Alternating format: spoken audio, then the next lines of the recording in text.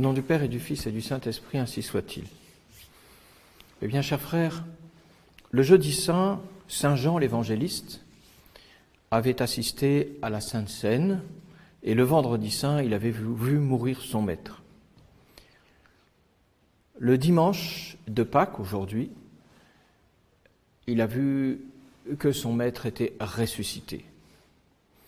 Et de longues années après, quand il était sur l'île de Patmos, il a eu une vision. Cette vision nous est décrite dans le livre de l'Apocalypse tout au long, et l'un des passages les plus célèbres est celui du chapitre 5e. Dans ce livre de l'Apocalypse, Saint Jean contemple le ciel. Au sommet du ciel, sur un trône, siège un vieillard qui n'est autre que le symbole du Père céleste, entouré d'animaux, d'anciens, et puis, on le saura plus tard, d'une grande foule, celle des élus, étant mise à part ceux qui ne sont pas élus, les damnés. Et toutes ces âmes, les animaux, les vieillards, les anciens, sont autour du vieillard et chantent la gloire de Dieu. Il y a de nombreux anges. Et tout d'un coup, voici ce que voit aussi Saint Jean, un livre grand, un peu comme celui-ci. Et le livre signifie la connaissance. Et ce livre, diront les pères de l'Église, est celui des élus. Le livre qui contient les noms de ceux qui sont appelés au ciel et élus pour le ciel, qui vont être glorifiés. Et ce livre contient, au-delà de leur nom, leur vie, et au-delà de leur vie, l'explication de leur vie, et finalement l'explication de la vie des hommes, et l'explication de l'histoire, parce que toute l'histoire s'explique par l'histoire de ces hommes-là, qui s'explique par leur glorification. Finalement, tout est compris dans ce livre. Et ce livre est fermé. Et tant que ce livre est fermé, la Jérusalem céleste n'est pas parfaitement construite. Et la gloire éternelle n'a pas vraiment commencé, quel que soit le nombre de ceux qui sont déjà au ciel. Et tant que ce livre n'est pas ouvert, finalement, les hommes ne sont pas heureux. Saint Jean lui-même, lorsqu'il a cette vision, n'est pas d'ailleurs au paradis. Alors, il aspire à ce que ce livre soit ouvert, parce qu'il sait ce que ça signifie. Ça signifie le bonheur éternel pour les uns, bien sûr, la damnation pour les autres. Et l'on cherche qui pourrait ouvrir le livre. Seulement, personne ne le peut. Même le Père éternel ne peut pas ouvrir ce livre, qui est fermé, dit le texte saint, par 7 sceaux, comme des fermetures particulières étalées sur la tranche et tenues par des clés. Personne ne peut l'ouvrir, pas même le Père éternel. Alors il pleure. Flébam, je pleurais beaucoup. J'inondais mon corps de larmes, car il sait, Saint Jean, ce que signifie l'empêchement de l'ouverture du livre de vie. Et voici que un ange dit à Saint Jean, pour le rassurer, ne pleure pas. Il y a quelqu'un qui va pouvoir ouvrir le livre de vie. Qui peut ouvrir ce livre de vie, puisque le Père ne le peut pas? C'est le lion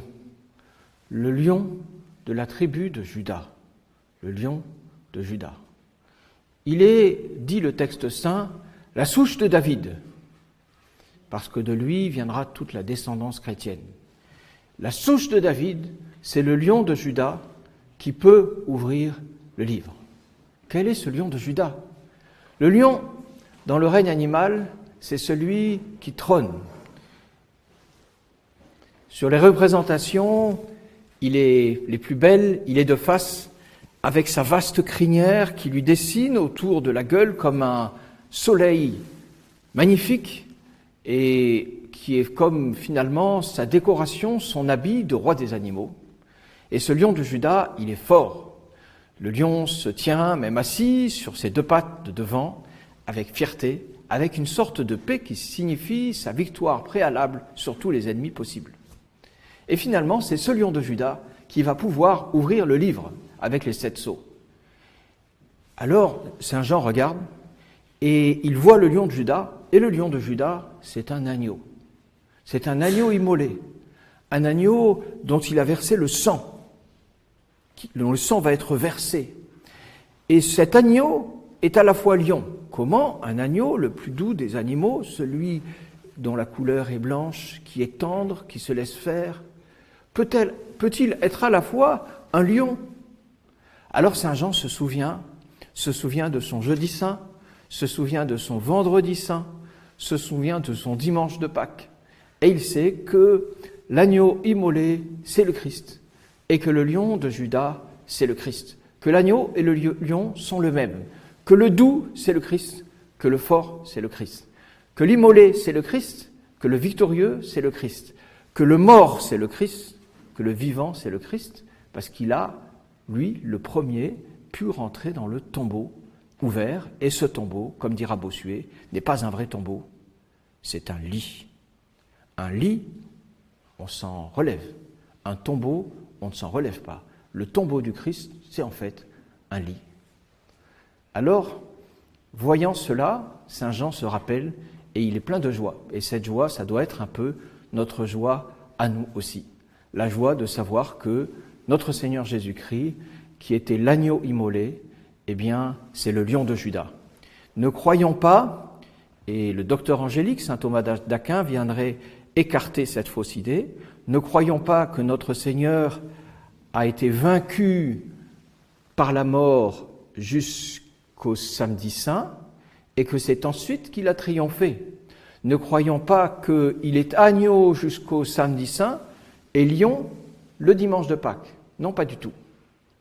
Car s'il est lion parce qu'il triomphe et ressuscite, comme le montre cette peinture là-bas, même lorsqu'il est agneau, il triomphe. Et c'est surtout, dit saint Thomas d'Aquin, lorsqu'il est immolé sur la croix qu'il triomphe.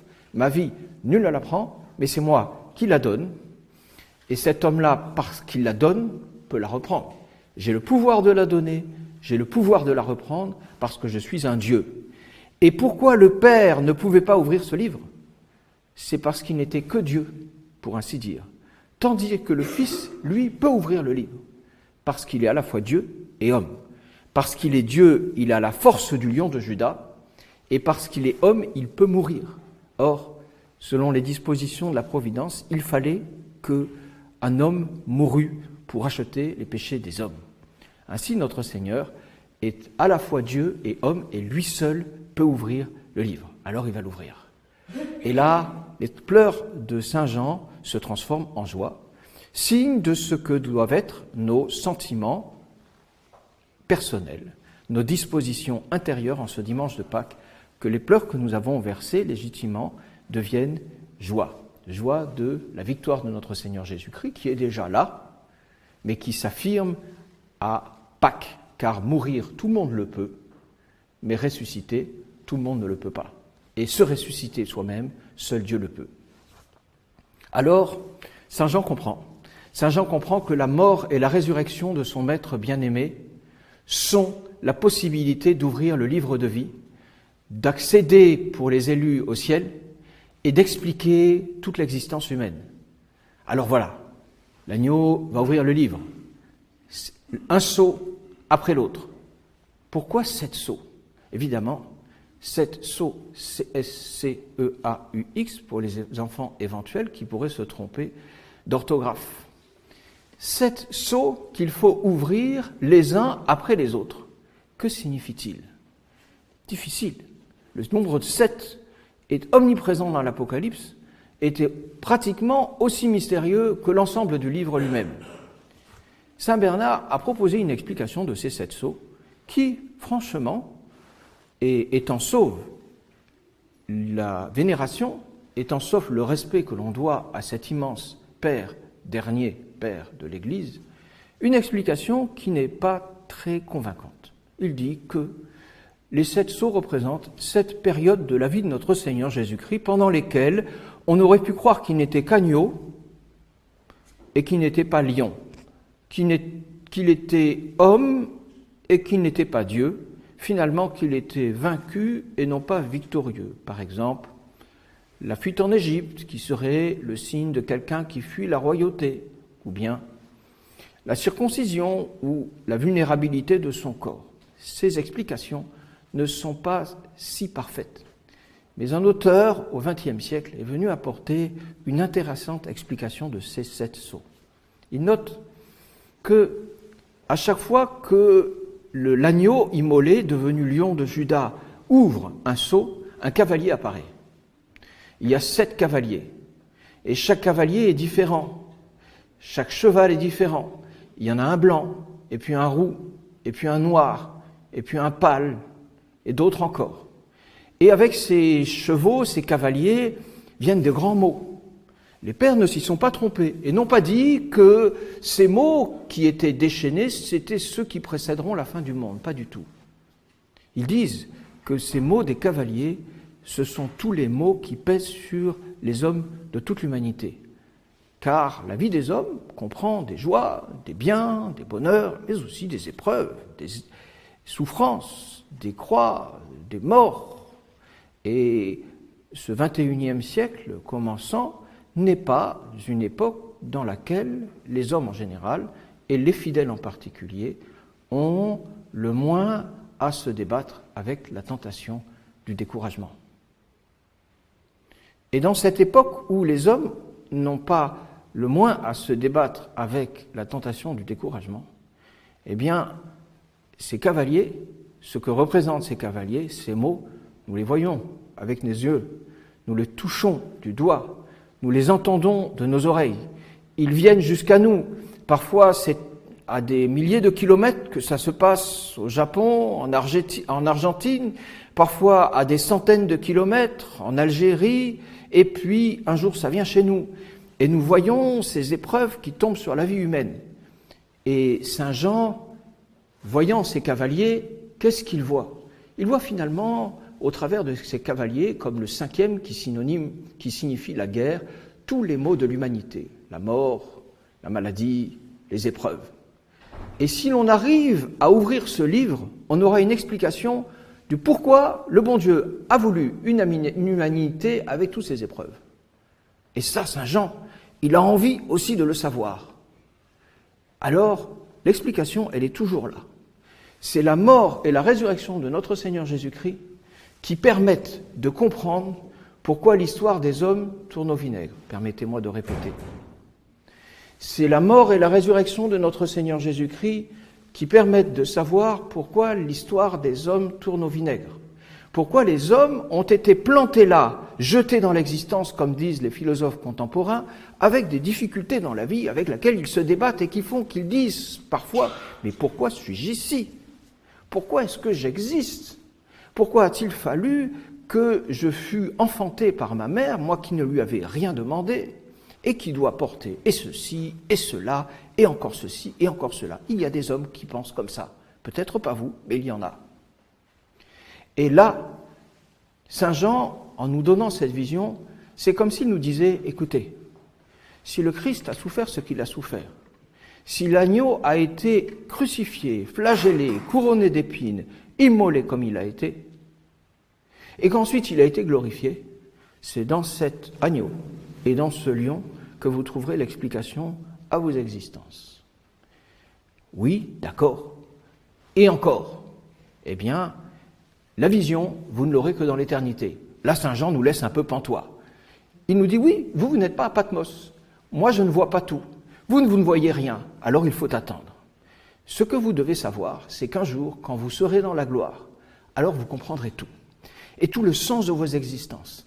Et toutes les difficultés que vous avez eues aux prises avec les affres d'ici-bas, avec les tentations, avec vos péchés, avec vos souffrances, avec les épreuves, avec la mort, toutes trouveront lumière ce jour-là, lorsque vous serez plantés devant le trône, devant le Père, devant l'agneau, à côté des anciens, à côté des animaux, et devant le lion de Juda.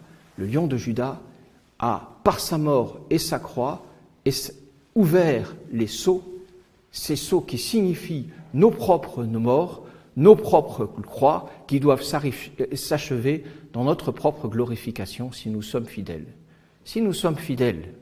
Car le même auteur remarque tout de même que le plus important n'est pas de savoir, comme nous sommes parfois avides de le connaître par notre curiosité malsaine, le plus important n'est pas de savoir ce qui va se passer avant l'Apocalypse. Le plus important n'est pas de savoir quels mots vont nous tomber dessus. Le plus important n'est pas de savoir quelle couleur auront ces chevaux, ces cavaliers. Le plus important est de savoir où nous serons. Si nous serons parmi ces gens qui entoureront les animaux, les anciens et le Père, chantant la gloire de l'agneau et du lion, ou bien si nous serons parmi les oubliés, les damnés, les mal-aimés de Jésus-Christ. Maudit de Dieu, s'écriait le saint curé d'Ars. Alors, l'épître à cet endroit de saint Paul, aujourd'hui, nous dit « Attention, votre vie maintenant, avec cette perspective de Patmos, doit être transformée. Le Christ est ressuscité, c'est votre joie. Soyez dans l'allégresse. Vous êtes les disciples d'un agneau, mais les disciples aussi d'un lion qui a vaincu, et que votre joie soit complète. Mais votre joie sera complète si vous vivez une vie de purifié, une vie dans laquelle votre vie ressemble à un pain. Or, il y a deux sortes de pain. Il y a un pain avec du levain et il y a du pain sans levain. Le pain avec le levain, c'est le pain avec ce qui est signe et ferment de corruption. Le pain sans levain, c'est le pain sans corruption, c'est le pain azime. Vous choisissez. Si vous choisissez le pain corrompu, alors, ce jour-là, vous ne verrez pas le livre, vous ne verrez pas les sceaux, vous ne verrez pas Saint Jean, vous ne verrez pas l'agneau.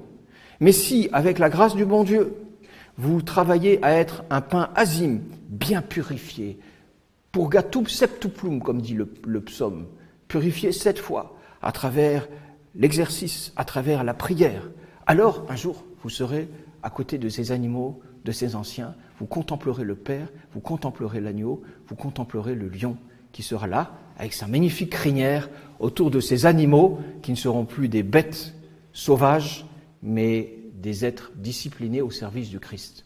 Et pour ça, rassurez-vous, Dieu est là. C'est le magnifique chant d'aujourd'hui dans l'introïte.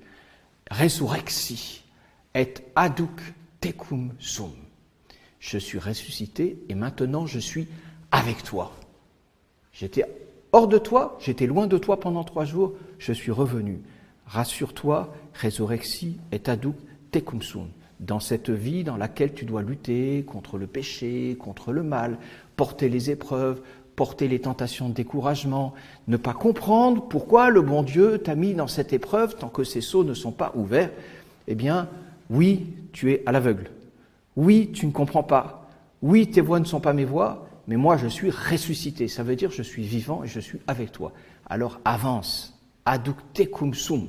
Et le jour où notre Seigneur montera au ciel, il leur dira à ses apôtres, je suis avec vous tous les jours et jusqu'à la fin du monde, cette fin du monde que Saint Jean a vue à Patmos. Ainsi soit-il. Au nom du Père et du Fils et du Saint-Esprit, ainsi soit-il.